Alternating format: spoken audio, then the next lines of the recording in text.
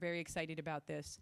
As you walk through our building, you'll notice a lot of art. In particular, what you see here today is our brand new installation of perspectives for art on the environment, where local artists have been working to create pieces that reflect and harness the power of art to help people to understand the issues that are important to them. And so we hope that you'll take that in as well. We have a fantastic speaker who's going to get right to the heart of these issues with us tonight also, in Alexis Rockman. If you were to come back next Thursday night at this very same time, we are going to be having an open mic as part of our Perspective series, where people are invited to come and do their own performances on these issues. So we'll keep this theme going. And I want to thank you for coming here and helping us this evening to have a great night. I'm going to next introduce our board president, Jane Keel-Stanley, who is going to tell us a bit about the speaker who we have here tonight. Jane, over to you.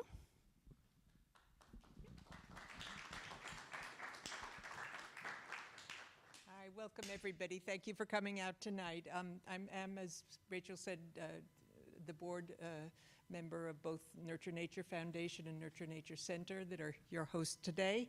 I don't think that Alexis really needs that much introduction. I think many, and maybe most of you, know him, if only from our mural in the other room and probably from other sources as well. Manifest Destiny, which is on display in the Sphere room. As Manifest Destiny so well illustrates, Alexis combines and bridges the gap between science and art like nobody else, putting each at the service of the other. And that is, as Rachel said, exactly what we aspire to do here, so we feel a special affinity to him. It may be that Alexis's gift for linking science and art had something to do with how he grew up. Apparently he literally had science and art married in his family. His mother was an anthropologist and his father was a jazz musician. Whatever the reason, he combines the two seamlessly, marrying science and art together, and it's really put him at the forefront worldwide of expression about environmental and conditions and concerns, such as climate change and sea level rise. And thankfully his works are now on display throughout the world in museums, educational institutions, and art galleries. Just a final note before Alexis starts is his science is not shooting from the hip. He does extraordinarily meticulous research around all of his works, and it travels extensively to document them. But it's not dry science that he presents to you. His art really brings natural history alive in the way a scientific manuscript never could. There was an article about him just a week or two ago in the New York Times, and they described, they said his mother described his art as natural history psychedelia. And I thought that was a wonderful description. So here I am to let Alexis speak about his latest creation, his latest natural history psychedelia. It's been a long day. I just drove in from Manhattan and got stuck in the Holland Tunnel. So this is a project that I started in 2013 when I was approached by a curator well, now he's a museum director, named Dana Fries Hansen in the Grand Rapids Art Museum. And I'd been working with Dana since 1988 when he was at MIT. He was in Houston. I did a project with him there in 97. I did a project with him in Japan in 93, and so on. So he's a trusted, you're very lucky if you're an artist and you get to work with people that are trustworthy and as ambitious as you are and bring interesting things to the table. So he sent me an email and said, hey, remember me? I'm in Grand Rapids. I looked at the map and discovered it was near the Great Lakes. And he said, what's your dream project? I want to do a long-term project with you. So I said, and one of the things he did mention to me was he's a particular fan of some of the very large paintings like Manifest Destiny. That's not an actual painting of mine. That's a digital recreation of a painting. I believe it's to more or less to scale, right? The painting itself is in the Smithsonian. So if you go to Washington, you can see the object, as good as that looks downstairs. So I said to him, I want to do 5 very large paintings about the Great Lakes. And what I need is support I need you to buy one of the paintings up front. This is going to be a long-term thing. It's going to take years. We're going to get on the road and go to various museums around the Great Lakes to sell the project beforehand to make sure it has venues. I'm not chasing this thing down while I'm working on this project. I want to get support up front. I'm giving you a sort of business model lesson before I even get into the art, because that's the way I think, and I want to be straightforward about the way I organize stuff in my career. I want to get other museums involved, and you need to buy one of the paintings up front, and I need you to give me a grant to read for about 6 months, and then I need to take a trip around the Great Lakes, at least one of the lakes, for a couple of weeks and interview people. I said, make an itinerary for me. Set up a situation where you can introduce me to scientists, historians, fishermen, anyone that has any interaction with the lakes, just because I don't know anything about it. Anytime I've been anywhere near a Great Lake, I was facing inland, not looking at the lakes. So I had a lot of learning to do. Do you want to come in? Come on. Skulking around isn't helpful. So I read for a couple months. I got my trip together in June of 2014.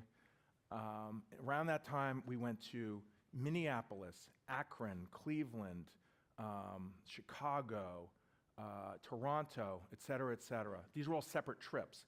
While I'm developing these images, and one of the people that I met on this trip around Lake Michigan that took 2 weeks was someone named Jill Leonard. It's a little embarrassing because it's like as if I wrote this. I took this from another presentation that was for the Great Lakes Project and put it here just so you can have a sense of things that I've done or whatever that I might not think of. Here's a picture of me in 2007 working on a project about Antarctica that I was just discussing with everyone in the other room. Here's a picture of me from this trip catching a lake trout on a chartered boat.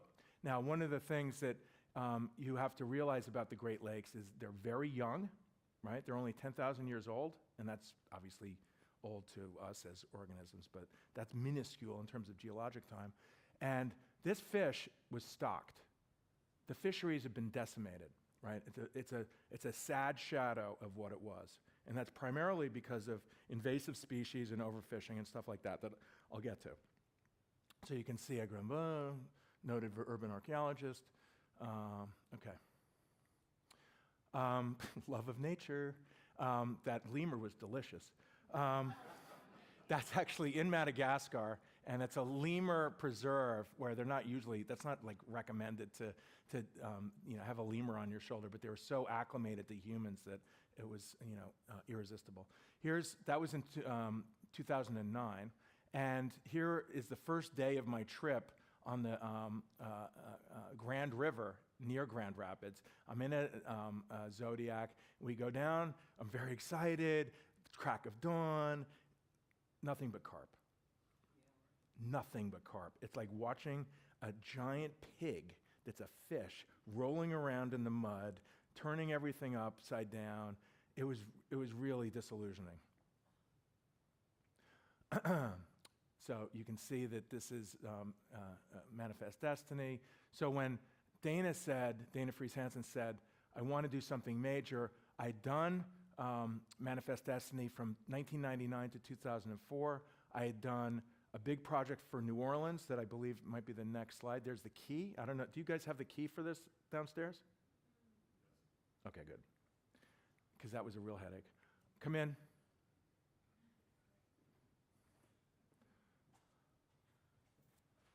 Walking Dead, huh? That's another natural history.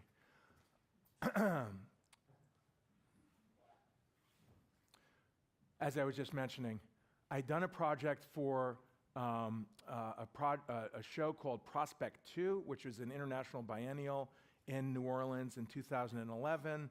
I made this painting for them. This is 18 feet wide by, I believe, 8 feet tall. Not quite as large as Manifest Destiny. And this is, if you look carefully, I'll show you the key first, and then we'll go back to the image. On the left side, we have invaders from other parts of the world.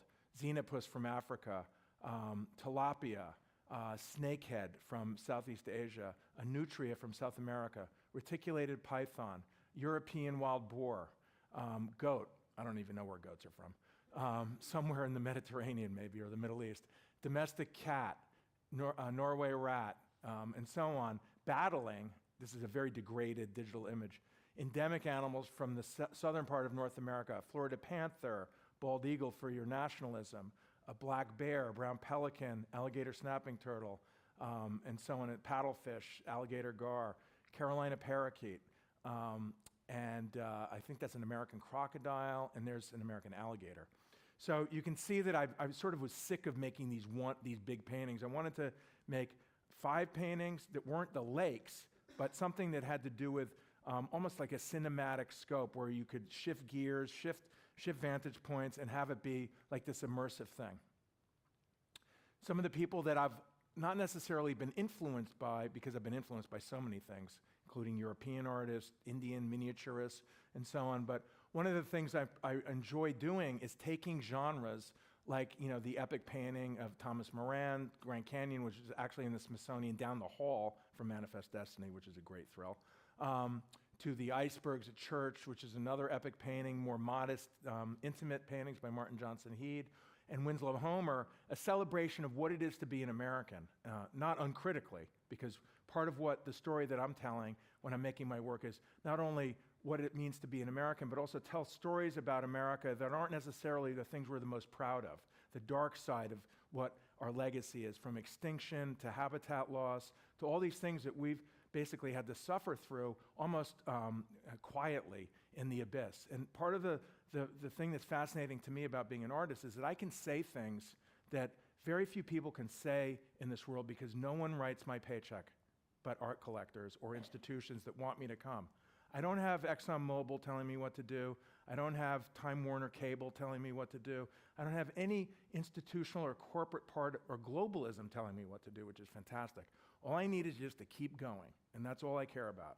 Because if I have to compromise, I feel like it's my responsibility if I have this opportunity to talk about these issues. And now with this administration, it's more dire than ever. So here's some of the so-called bullet points, which I hate that term, but these are the things that we started out with.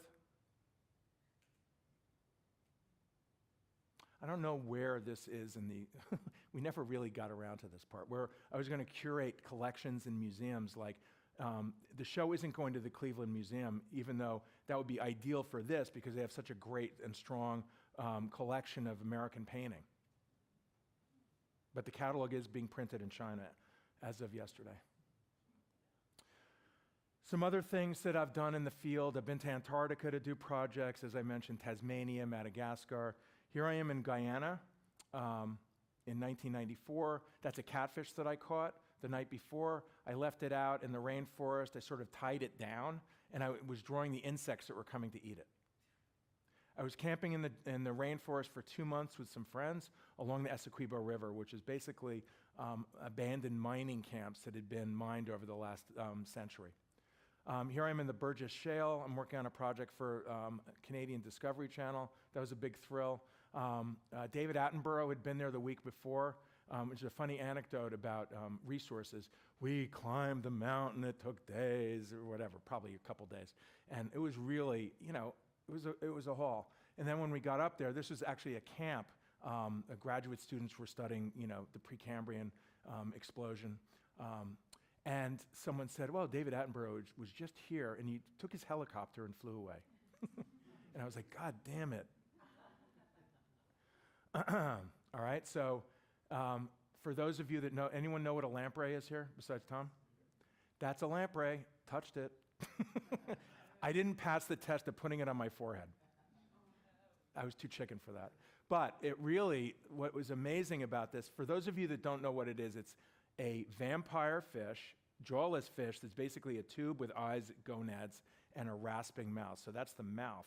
And it wants to attach itself to unsuspecting fish like a lake trout. There's a shad in Tom's mural in the other room or downstairs or wherever that is. So that was really fun because I've been painting them for years. Here's a couple of early paintings of mine. This is a painting I made from that trip to Guyana. called Host and Vector. And it's really about this triangle between this snail that has a parasite in it, this poop from this bird, and the parasite that's in this Oropendola. So what I try to do is sneak in these scenarios of natural history that I'm fascinated by. Here's one of the outcomes of my trip to Madagascar, and I was lucky enough to have an opportunity to have a commission for the Art and Embassy program for the U.S. Embassy in Antananarivo in Madagascar. So I made this painting when I got back from Madagascar, and it's in their collection down there, presumably, if the embassy still exists. Who knows what's going on.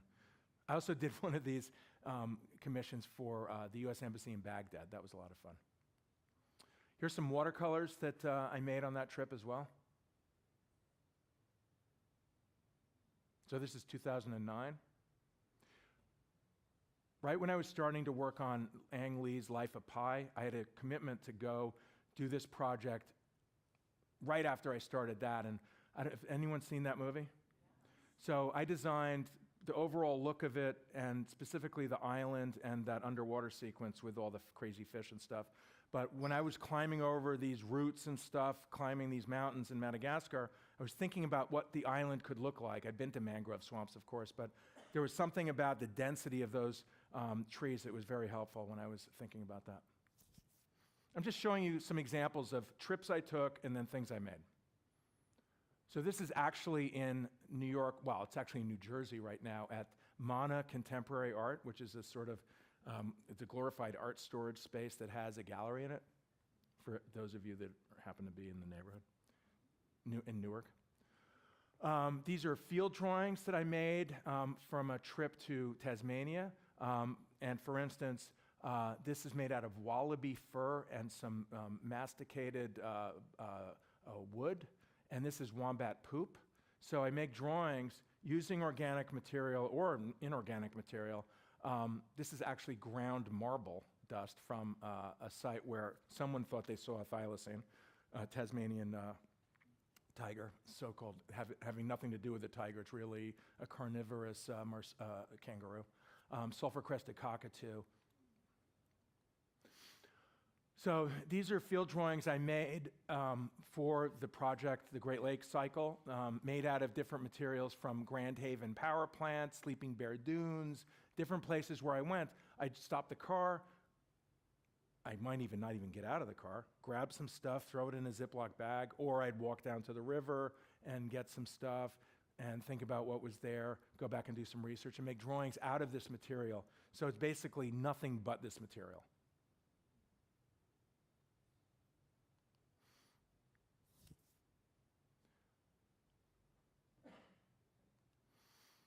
All right, so now we're going to get into the paintings. That's the Great Lakes, in case you're wondering what the hell I'm talking about. And when you think about this, this is a glorified puddle from a big piece of ice that melted, right? There was the Laurentide ice sheet came down, something like this. I think there's a map actually later in this PowerPoint. And as the Pleistocene got warmer, 12, 10, 11,000 years ago, all this runoff, and it created these rivers that are going off to the St. Lawrence, is going off to the Atlantic. The Mississippi eventually formed out of this watershed. It's fascinating. I had no idea. There you go. Isn't that amazing? So if you're wondering like how much this stuff matters in terms of your life, in 100 years, this is going to be most of the fresh water in North America. Most of the other stuff's going to be gone. There's going to be wars over this. That's just the mechanism. Okay, so just to give you an example of some of the things that have happened around the Great Lakes. The end of the 19th century, people were getting sick from diseases like cholera and stuff in Chicago. And the reason they were getting sick is that the river, which had all the sewage and slaughterhouses and all this opportunity for wonderful bacteria, if you're into that sort of thing, would go into Lake Michigan, and that's where their drinking water was coming from, right?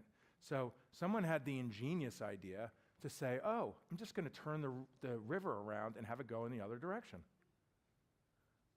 This is it under process right here. This is where the river was or will be. I don't really understand it. I've been thinking about this for years. I still don't understand it. But basically, what had to happen was it was going like this into the Great Lakes, and thousands of people had to dig it so it went that way, away. So now it just changes, and that's just amazing. Typical white pine forest. I was just there in Marquette the week before last. Typical wherever. Here's some of the educational labels for mining and things that were extracted. So I'm looking at this stuff. I took this with my phone when I was stopped at this place. I can't even remember where it was.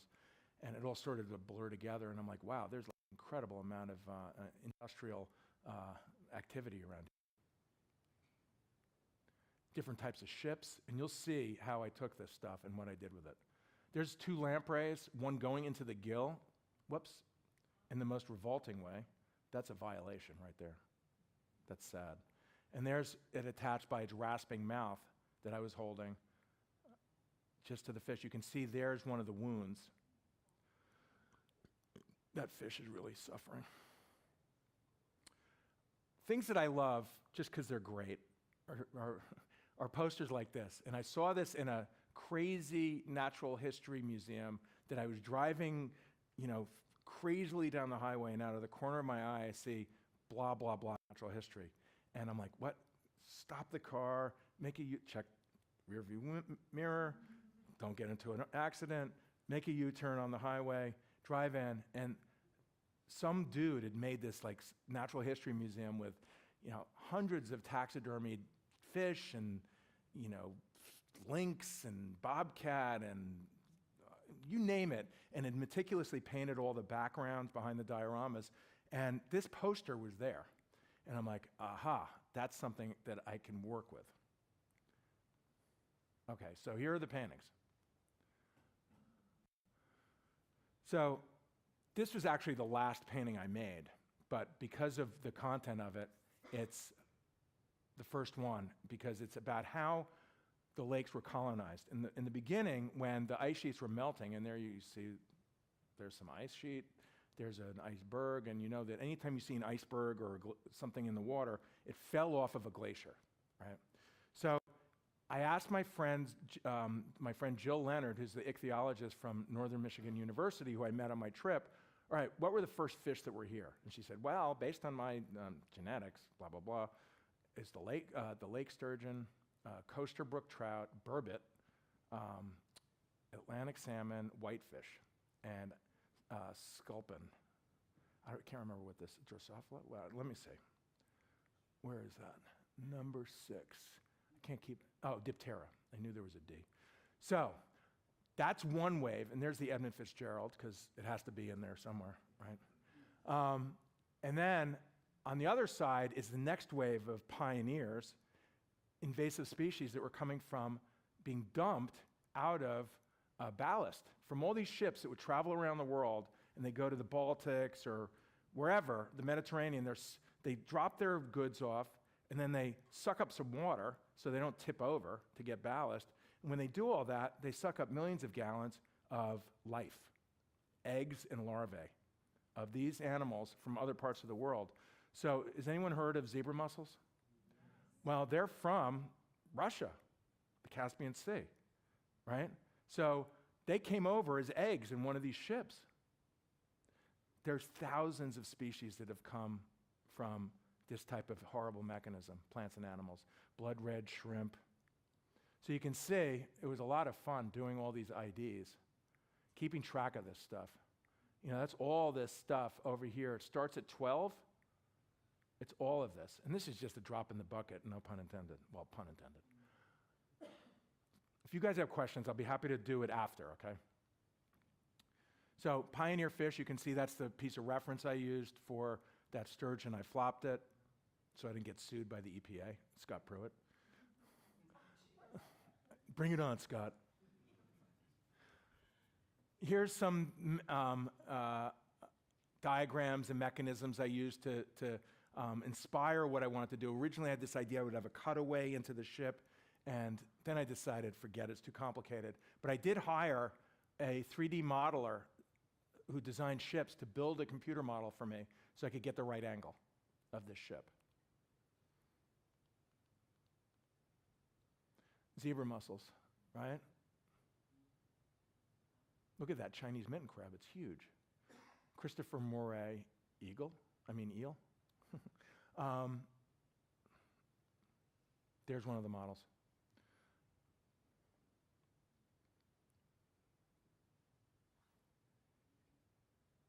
Artist rendering, 1977. Okay, next painting, Cascade.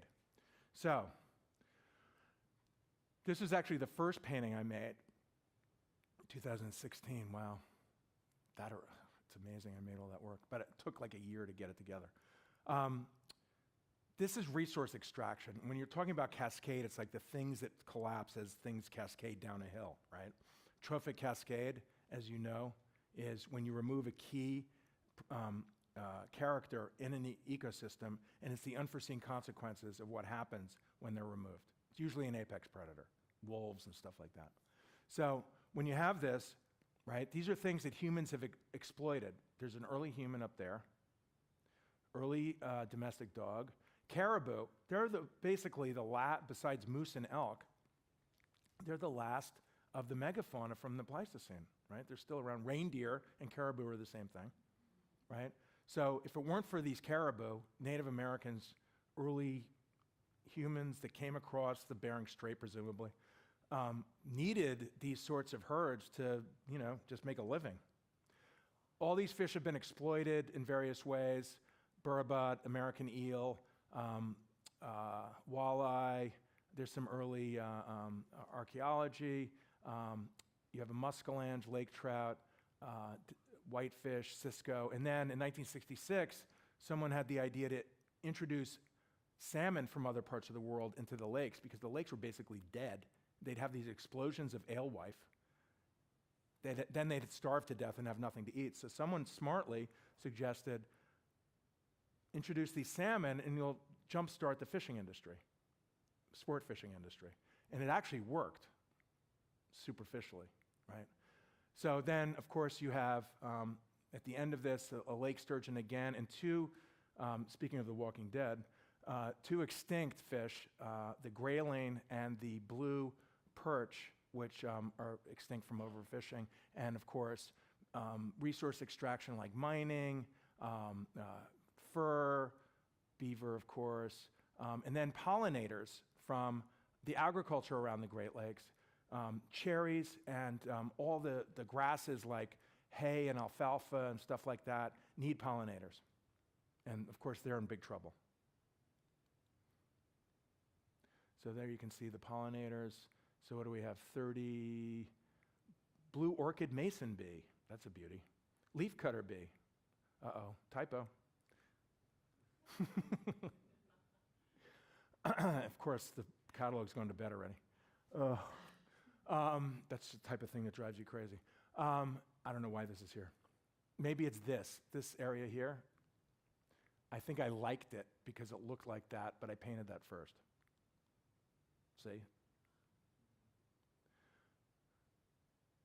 So one of the things that is potentially interesting is that I decided in this painting to not have a Obijwa Native American because I related more to the Ad Council campaign from 1971, Keep America Beautiful. And it's been pointed out many times, especially by Iron Ice Cody's stepsister, that he's not Native American, he's in fact Italian. Well, that's under dispute. Nevertheless, I decided that that was something that, because it inspired me as a kid, I was 9, I saw that, Keep America Beautiful. I was like, yeah, why not? Of course. More exploitation. And I was just there. Amazing. Furs. I guess that's Wolverine. Some sort of weaselly thing. or ducks. I mean, this stuff is amazing. I literally just saw this last week. In fact, this thing will appear in a later painting.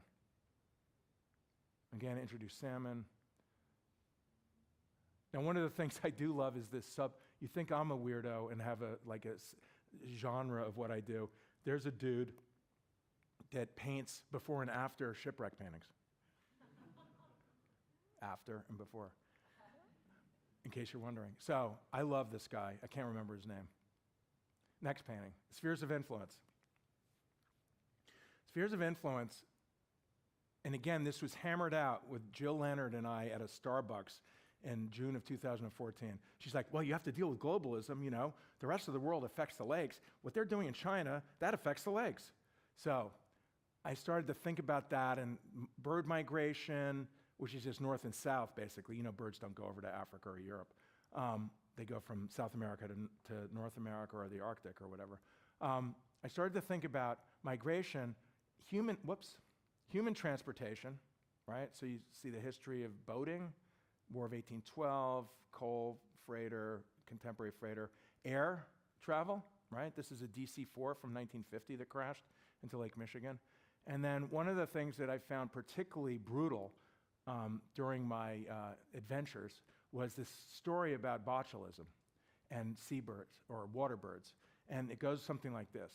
You know, when you think about the Great Lakes now, you think, oh, that disgusting algae that's all over Toledo or whatever, Lake Erie, Lake Ontario. Well, the reason that's happening is that there's agriculture and golf courses that's dumping in nutrients into the water, right?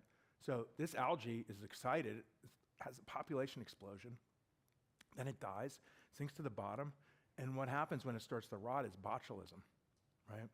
So botulism would probably just stay down there if it weren't for these goddamn zebra mussels, right? So these zebra mussels are filter feeders. And if you see the lakes now, they might look clearer and you go, oh, yippee, it's like the Caribbean. Well, that's a disaster because everything's been sucked out of them. And one of the things that's been sucked out of them is botulism. So what happens is these zebra mussels suck out the botulism. There's botulism there. These round gobies from the same ecosystem as the zebra mussels in the Caspian Sea eat the zebra mussels because that's what they're evolved to do. And then they're stuffed full of botulism, and these birds eat them and die of botulism poisoning. So there's been this enormous outbreak of botulism poisoning on these water birds. And if you look online and go botulism Great Lakes, you'll see, you know, frozen carcasses in ice. Their heads are all hanging down because they suffocated. So that was something I didn't know.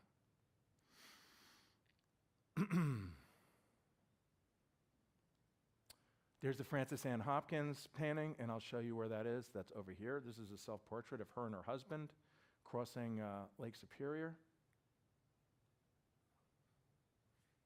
And I believe she's there. There's the plane that crashed. Coal mining, just to remind you that it's global. Migration patterns or flyways, routes. So some of the birds that were in that painting are, I think this one, and maybe that. Never actually looked at this image. Anyway, you get the idea. There's a common loon, sexy bird. So there's an image of the protagonists, the algae, the botulism, zebra mussels, round goby, and then this looks like a grebe.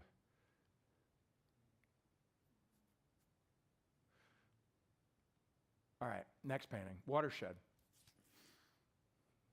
Does anyone know what this is?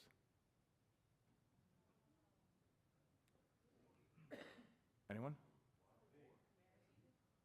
It's a manatee. No. Manatee, what the hell? That is, it's just a pig. But it's pooping in the water. Salmonella, right? This is how the land affects the lakes. Every little tributary, every little creek, every little stream that's near a golf course, all of that accumulation of nutrients, nitrates, horrible insecticide, whatever you got, it ends up going from here around the corner, and there's some big lake over here. So this is the image that has more to do with, and here's the key for that. And one of the things that was really fun is there's a whole ecosystem over here hidden behind this paint that I painted so lovingly, and part of the ritual of making this painting was destroying it with this salmonella and blue-green algae and all this stuff. So you can see there's the Asian tiger mosquitoes in there. There's this whole ecosystem. There's the drone that's already dated, sadly. This thing with technology, unless you're a really good designer like someone like Sid Mead, you look like a bum after 2 years.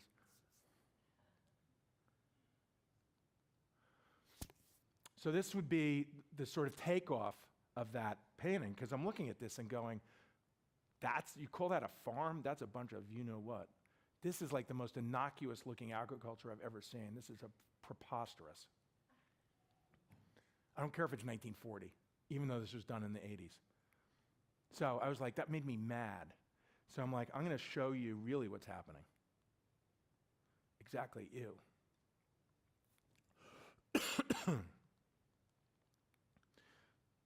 This is a fantastic illustrator. I don't know his name, but I wish I could get high-res images of his work.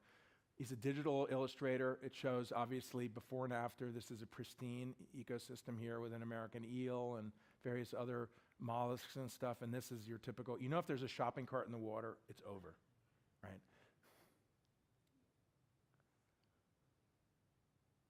That's kind of a ridiculous thing to say, no kidding. I think this was actually my reference for this. I just stretched it out and made the perspective more severe. Whoops. Typical blah, blah, blah. You've seen it all before.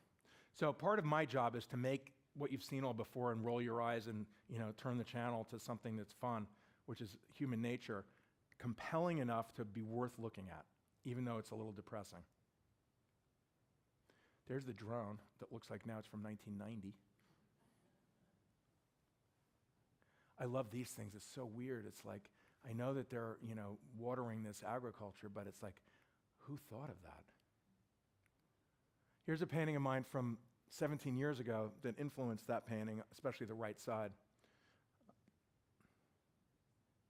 So the things I've been fascinated by are not only natural history, but artificial selection, how we perceive the natural world, what are we afraid of. This was a commission in the late 90s. Someone asked me to make a painting about bioengineered GMO organisms, and I thought, well, why not take 3 animals, a pig, a cow, and a chicken, show them they've been heavily selected through artificial selection, and show what they might look like with GMO pressure.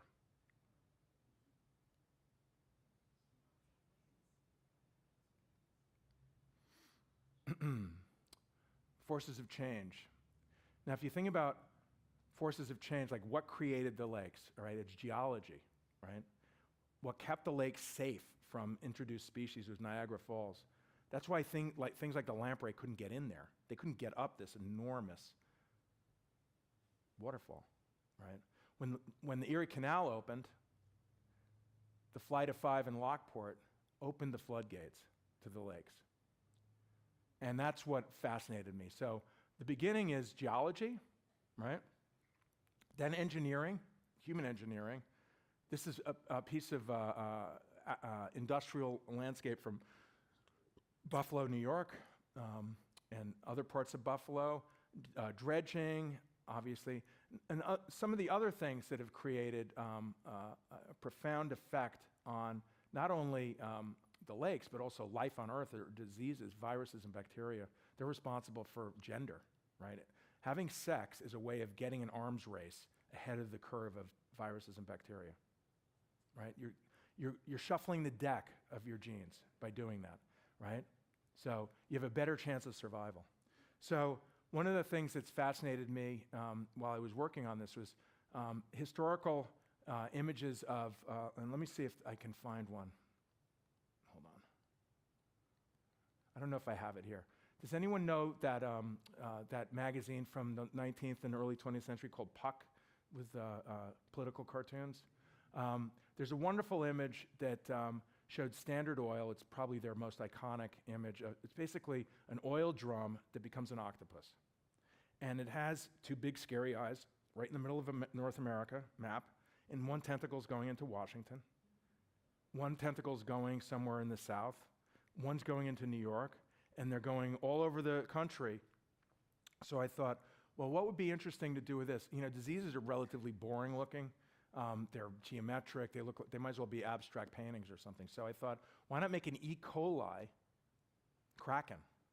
So I designed this creature, not unlike the Standard Oil octopus, to be attacking the vestiges of what's left of these fish. These are the fisheries from the lower Niagara River, also showing basically what's pervasively alive over here and attacking this hapless dredge person.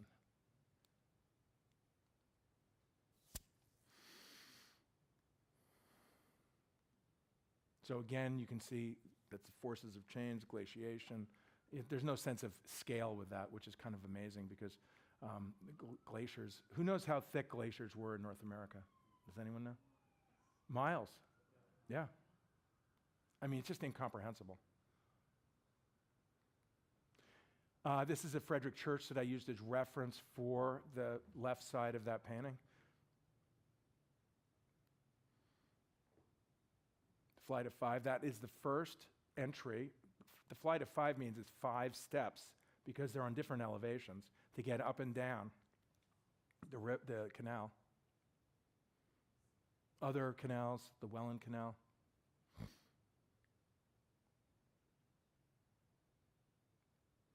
And there's your octopus.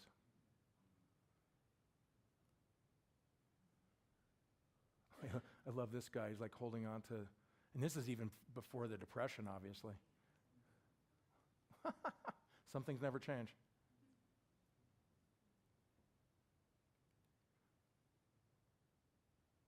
Now that's not that interesting looking, besides, you know, it being, you know, kind of good textures and stuff. Now I'm going to show you some of the watercolors I made, which are actually about as big as that, as tall as that, but vertical. These are much less didactic and more about just having fun making watercolors and enjoying myself. And I had to have a moose because mooses are cool. Moose eye. Love Field and Stream. This is a great excuse to get going with these types of, you know, imagery. The great American moment. We just won the war. I was going to do an image of this with 2 hunters sneaking up on it, but I couldn't bear it. No pun intended. It's another watercolor I made.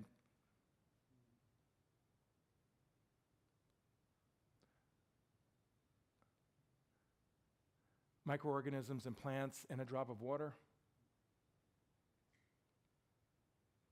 That was taken from this illustration that I love. I'll show you.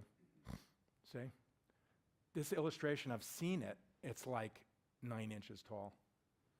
This watercolor is 74 inches tall.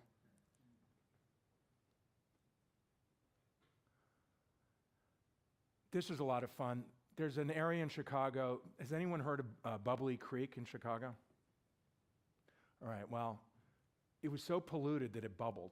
It was polluted with cow carcasses from slaughterhouses, and the fat would rise to the top. And there's a wonderful photograph of a chicken walking on the surface of the water because it's so solid with this disgusting fat. So I thought, oh, that is so gross. I love that. And I was starting to get really sick of, like, you know, sensitive watercolors of moose and whatever. So I thought, well, why don't I make a caricature like that Puck magazine of the powers that be of Chicago's, you know, power mongers in the late 19th century, and then you can have your chicken walking on the surface and they're all sort of glaring at it or lasciviously looking at it. Maybe they're gonna like molest it or something. And this is Chicago in 1908, even though it's a little watercolory. And that's the tradition that's coming out of. Here's our pollinators again from that Cascade painting. And that's it. That was because of the Welland Canal that allowed that to come in. There was a concerted effort at that time to eradicate the boundary. Do you know if that has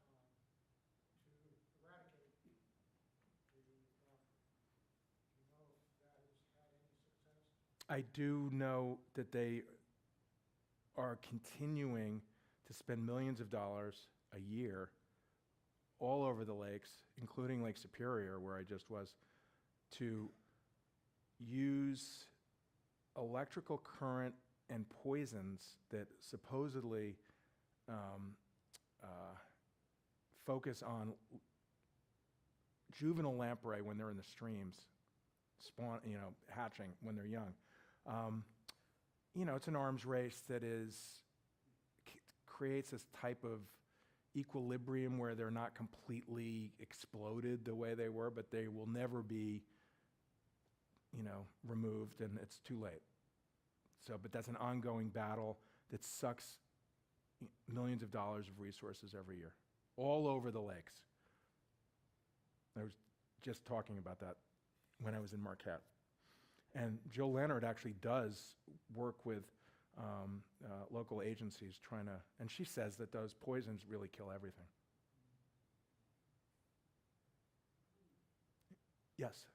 You mentioned early on your good fortune to be independent of corporate influence. I'm wondering if you've had any sort of positive interaction or positive overlap with corporations or government. Well, the U.S. embassies. I don't know. No one's taken me under their wing as a corporation and nurtured me and said, "Here, we want to hear what you have to say." So no. But I'd say the U.S. Embassy, they need art, and I'm well known enough, but they try not, probably, I was told sort of indirectly, do not have a pig fucking a chicken. There's a line.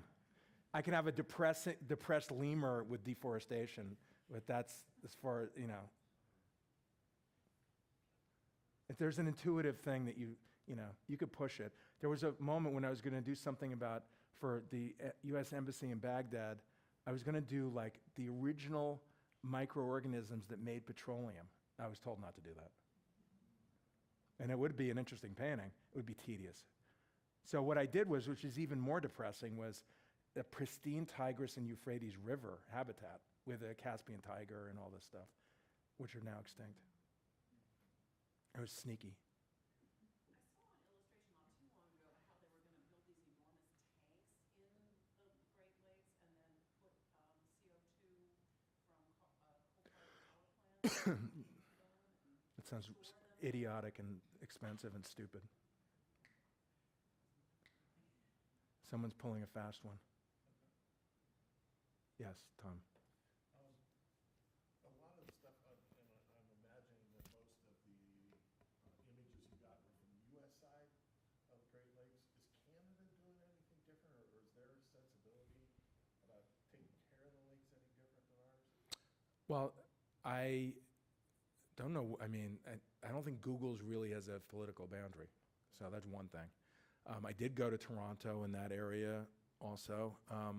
In many ways, I think, Canada is just as culpable as we are. They have, their last administration before this one was pretty terrible.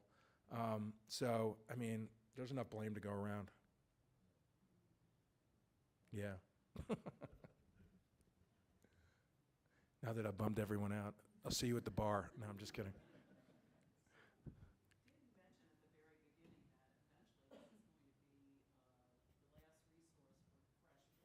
Yeah, don't you think? You didn't really paint anything that was that issue, what is the future going to be? That's just fill in the blank of war. That's not a painting I need to make. Go look at Mad Max. All those people have tried to tap into the lakes and been stopped. Right. Tankers. have tried to siphon it off. I think the Chinese will just send a straw over, like, and there will be blood. I'll put my straw in your milkshake. I'm not kidding. It's going to be really dire. Because once those glaciers melt, people aren't going to have any water. All that snowpack in the Himalayas and the Andes and the Rockies and, that's sitting there with a bunch of, Upper Peninsula people around. So I'm not inventing the wheel. I've read about this, and there's a lot of books about it. It's interesting. I just happen to be blunt. Yes? So Alexis, the nodal point for your art is Frederick Church. So I'm sorry? your nodal point for your art is Frederick Church. So how do you see yourself in relation to Church and what he was trying to do years before the Civil War and the way he saw America? So you're really answering him in what happened. I love his paintings. There's things that he's doing that I'm interested in, that Bierstadt did too, that has to do with the idea of the cinematic scale of things before cinema, and how can you motivate people to leave their, it's like, how do you make people go to the movies as opposed to watch Netflix, right? It's a similar artifact. So I think I have more affinity to Heed in terms of I love Church. I love them all for various reasons, but I kind of don't feel that much affinity to any of them too, because, it's just, I love their work and I love the sensibility, but there's something that's very alien about it. I'm much more critical. And I don't mean in a good way, I'm just more bitter.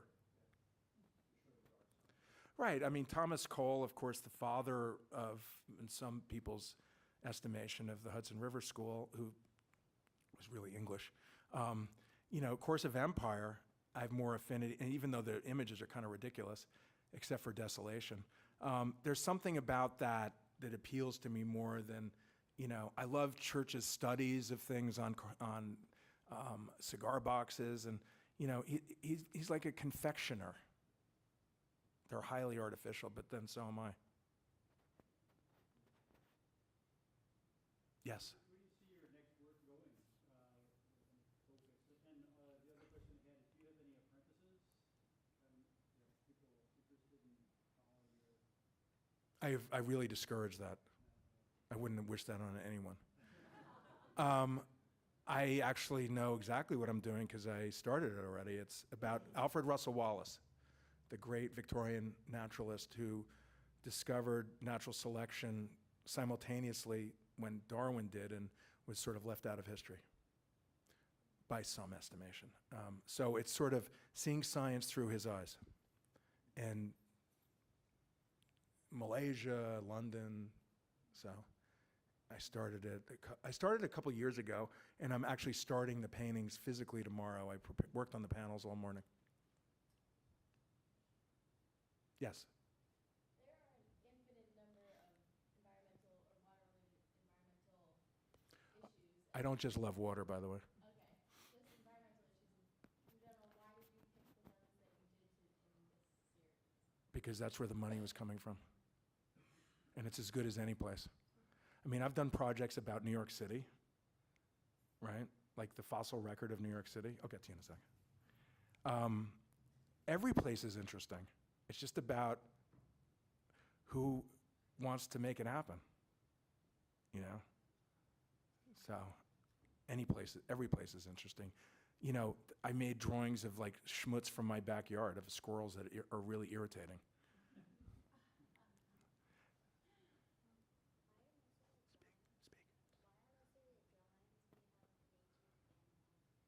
Why are most of my drawings made out of what? Oh, why do I draw nature? What else is there to draw? Someone else can draw a sailboat, but I guess that's all I ever wanted to draw. My first drawing is of a frog sitting on a rock. It never really changed. Some people, like Ellsworth Kelly, drew sailboats. He's an abstract painter. So you can see,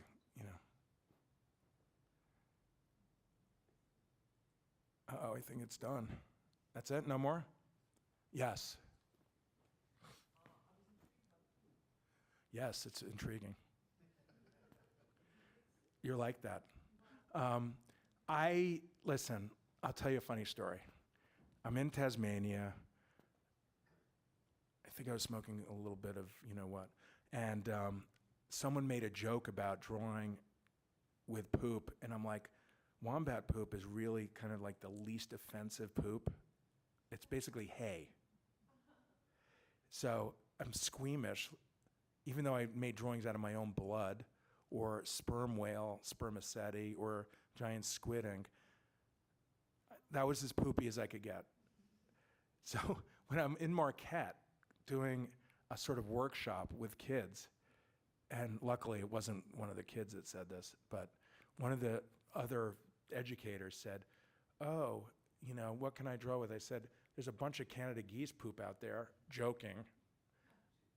Why don't you use that? And I sort of lost track of what I was doing and went outside to look at my email or something. I came back in and this guy had done that. And I was like, that is disgusting. You're out of your mind. So, I mean, it's a gesture that, you know, I don't need to get that much more hardcore. There's all sorts of ways you could go with that. So, anything, the point is that you can make stuff out of anything. That's the fun. And really, there's a long tradition from cave painting, right? Using organic material. And then, of course, the earth artists from the 60s and 70s. And then the fun for me was when I started that body of work in 1994 when I was in Guyana and didn't have any artist materials. And a friend of mine, Mark Dion, who's a great sculptor and wonderful artist, said, why don't you make a drawing like Richard Long out of that mosquito that just bit you? And I was like, that's a great idea. So that's how that started, because we were joking around. Because what would irritate an earth artist more, because they're abstract, than making a picture? Nothing. There's a real like fascistic thing that, you know, no, there's no such thing as imagery. So, all right, thanks for coming. Thank you so much.